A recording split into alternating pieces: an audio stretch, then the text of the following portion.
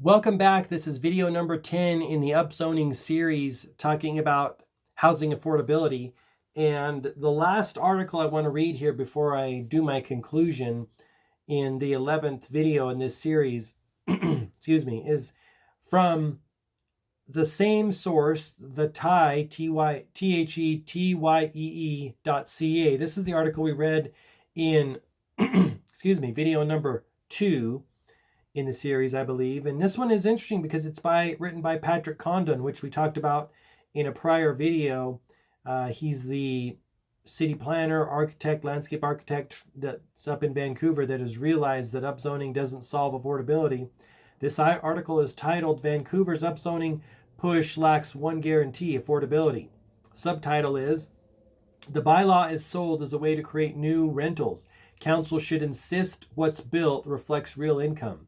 This is an article from November 2nd of 2021. Just to remind you who Patrick Condon is the James Taylor Chair in Landscape and Livable Environments at the University of British Columbia's School of Architecture and Landscape Architecture, and the founding chair of the UBC Urban Design Program. I mean, he's touted as a well-regarded urban planner and designer.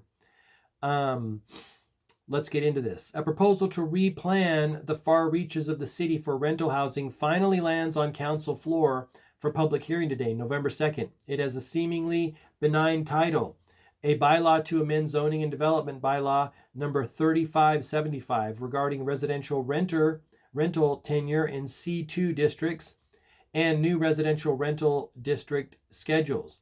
But as the map shows below, its impact will be felt citywide. Zoning rules for gray, pink, blue, and light blue areas are to be changed to allow the building of new rental-only buildings, and thus with limited public input. Yikes. Talk about renter nation, right? It's one thing it's one thing if the powers that be, the wealthiest in the world, want to convert everyone into a renter so they can, raise the rents however much they want. And again, own that wealth.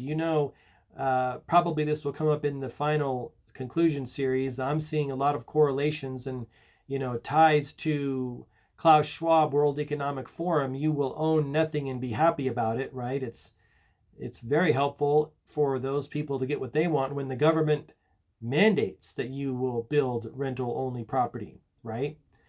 Proponents of the planned change say it will ease the affordability crisis in the city, providing enhanced rental options across the city. Yikes. Scary that some people still don't see what's really going on here. The presumption is that by increasing rental stock all along the shown routes, rents will drop to affordable rates, but will they?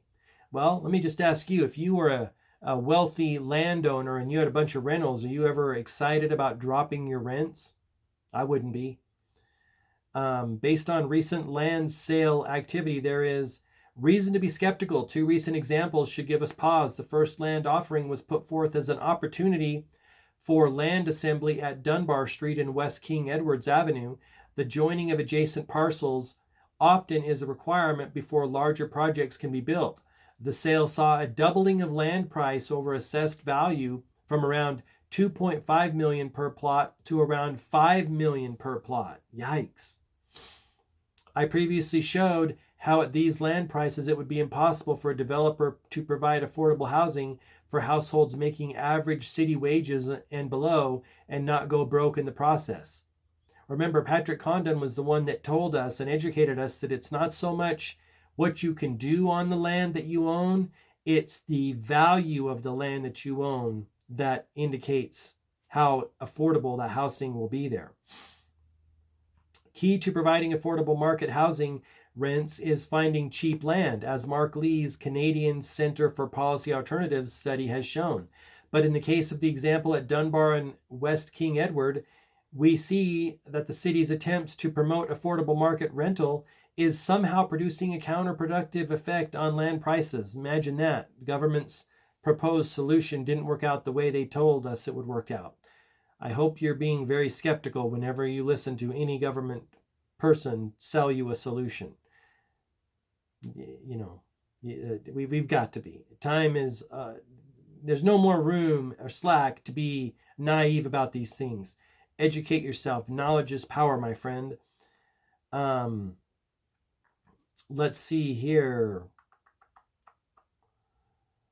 Market rental is somehow producing countereffective effect on land use, doubling them in anticipation of medium density market rental. At these land prices, rental rates will need to be set at nearly double the rate that is affordable to the median incomes of the city's current renters.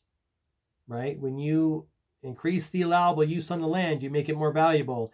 And then when you do that, developers have to pay more for it. You're going to have to pay more to live there, whether it's a rental or a big fancy home. A second example is even more instructive, albeit discouraging.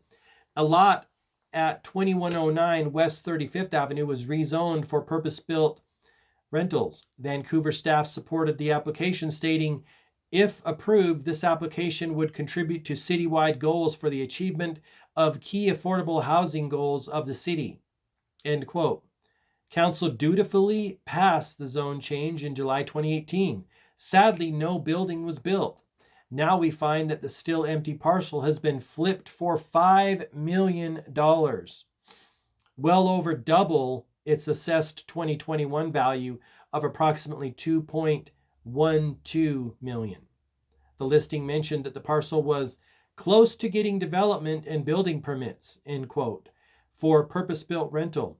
Here again, the benefit of the zone change for purpose-built rental went not to future moderate income city wage earners, but to land speculators who built no building, but rather secured a zone change on the promise of affordability that simple economics can't support. Where have we heard that before? Let's talk a little bit about this, right? We know that upzoning increases real estate activity and or real estate speculation, and this is a prime example. Real estate speculators are making a bunch of money. Whoever sold that property pocketed millions of dollars. Now it's just more expensive. So you're moving further away from the objective. You got to ask yourself, I'm going to be a little bit blunt here. Please take this with a grain of salt. Are these city council people and city officials stupid, or is something else going on? Are they ignorant and incompetent, or are they corrupt? And you can make that decision for yourself. It's one of those two. Sadly, it's one of those two. Just the land price component for each of the project's 12 units will be nearly $420,000, assuming average construction prices and a minimum of $350,000 more for that, and a single unit is pushing $800,000 in costs. Add in return in investment and interest charges, and the minimum rent would have to be over $3,700 a month for a 2-bedroom apartment. Yeah, that's a great solution. Nice job. As we can see, land cost is the real problem here, with land cost per square foot of interior space much more than the cost of actually building that square foot of living space. Now, city staff and their consultants have informed council that they do not believe this massive citywide zone change will inflate land prices. Maybe so, but these two examples don't provide much comfort, right? They're always got something new up their sleeve. Be very skeptical of listening to the city officials in your city. I would hope that council would insist on proof that their citywide rezoning will actually provide the affordable rentals promised, and do so fortified with comparables, actual sales where land prices stayed stable after this kind of rezoning, and where eventual rents went down in the way they are promised to do. In my own search for such evidence, I have been disappointed. As a result, I have, with some reluctance, concluded that we should not simply rezone for affordability, but insist on it. If the goal is to house wage earners of average means, our young service workers and their families, people necessary to the civic and economic functions of the city, we must demand affordability as a condition of rezoning. In so doing, we'll be joining other municipalities doing just that. One is Cambridge, Massachusetts. Another is Berkeley, California. The importance of this motion cannot be overemphasized. In effect, this proposed bylaw change, in combination with the Broadway plan, probably predetermines the density, tenure, and affordability of most of the city. If this is true, What then is left for the city to decide in its ongoing $18 million citywide plan 3 years in the making? Providing affordable housing is the existential need in our city. Our service workers, many of who are sons and daughters, are being forced out of this city in droves. This Trojan horse is a seemingly technical change. This Trojan horse of a seemingly technical change will, if passed, benefit mainly the land speculator, whose pockets are already stuffed to overflowing. Our housing crisis and accompanying urban land value inflation is far worse than experienced by either Cambridge or Berkeley. We should do no less than what they have enacted and find a way to stream land value gains into affordable homes for those who need them. That's a phenomenal article. Again, that's Patrick Condon talking about housing affordability in Vancouver. So that concludes all 10 videos. Stay tuned for my conclusion in the next video. Thank you for watching. Bye-bye.